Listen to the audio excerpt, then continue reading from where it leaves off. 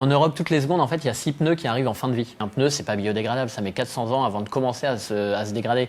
Et c'est hyper toxique, quoi, tout simplement. Je suis arrivé sur le projet OTH en voyant une énième photo d'enfant africain qui s'est découpé un petit rectangle dans un pneu et avec une ficelle s'en est fait une sandale. Et je me suis demandé tout simplement en fait pourquoi on ne trouvait pas aujourd'hui de chaussures que je pouvais acheter dans le commerce qui utilisaient du pneu recyclé pour la semelle. On a mis 2 ans à la mise au point de cette semelle pour réussir à proposer en fait la première basket avec une semelle en pneu recyclé. Ça se présente comme ça. Là, on a la bande de pneus en fait qui est découpée et dans laquelle la forme de la semelle va être découpée, tout simplement. Donc, on se retrouve avec cette semelle qui est incorporée à une semelle normale. Et à chaque fois que je produis 3 paires de baskets, j'ai l'équivalent d'un pneu qui est recyclé. Ça vient d'Espagne. La semelle, elle est faite au Portugal avec une usine qui est une usine zéro déchet, qui réutilise tous ces déchets d'usine pour refaire des nouvelles semelles. Là, typiquement, le caoutchouc ici, c'est du caoutchouc recyclé. Je peux incorporer également mes fins de pneus de découpe dedans. Et ensuite, l'usine de chaussures. Donc là, on est sur la chaussure finale. Donc l'usine de chaussures, elle est au Portugal et elle utilise tous les matériaux ici. Tous les cuirs viennent d'Italie. C'est une tannerie qui a tout le process de tannage en interne. Elle achète même ses pots en Europe, ça vient d'Europe de l'Est, ce qui fait qu'elle est obligée de recycler ses bains de teinture. Le chrome 6 est évidemment interdit, etc., etc. Et du coup, on arrive au final sur ce type de produit, cuir italien, semelle recyclée d'Espagne, manufacture au Portugal.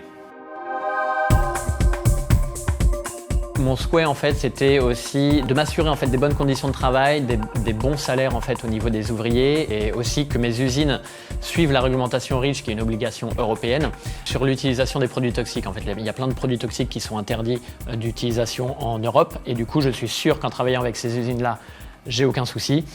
L'idée, c'était aussi de produire local. C'est-à-dire c'est du grand local, on va dire, mais je produis en Europe pour le marché européen. Aujourd'hui, la marque est distribuée dans 8 pays, donc c'est une production locale avec une empreinte carbone qui est plus faible parce que forcément, je ne produis pas en Asie ou en Amérique du Sud ou quoi que ce soit et c'est produit sur place, quoi, tout simplement.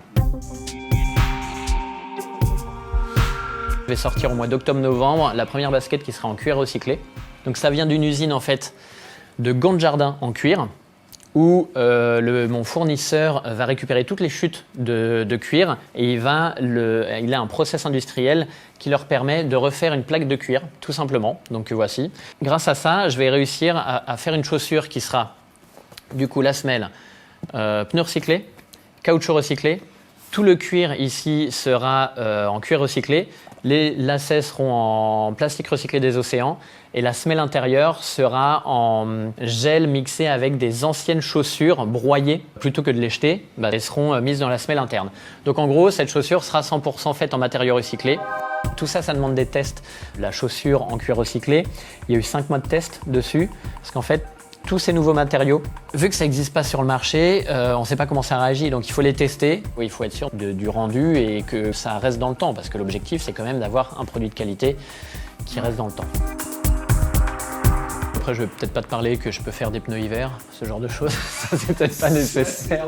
Et je pense que je vais sortir une série limitée, je sais pas, Val d'Isère ou un truc comme ça, tu vois, je sais pas.